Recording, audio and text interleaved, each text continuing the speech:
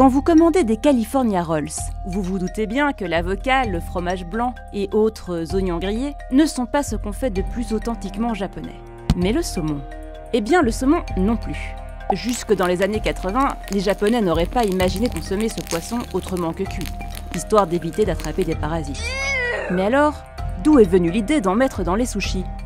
Eh bien, de Norvège. Le plat du jour. Le sushi au saumon, supplément marketing. De Norvège, parfaitement.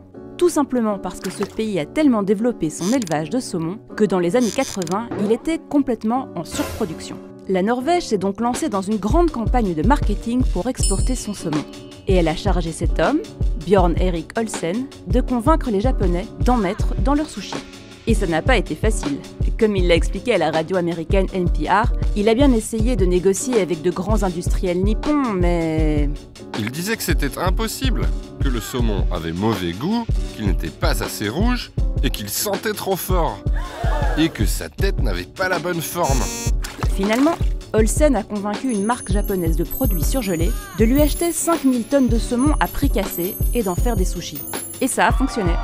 D'abord dans des restos bon marché, ceux avec les tapis roulants, et bientôt un peu partout au Japon et dans le monde. Qui l'eût cru? Aujourd'hui, la Norvège est toujours, avec le Chili, l'un des principaux fournisseurs du Japon en saumon, même si la production locale a démarré. Bon, donc le saumon d'élevage n'est pas japonais.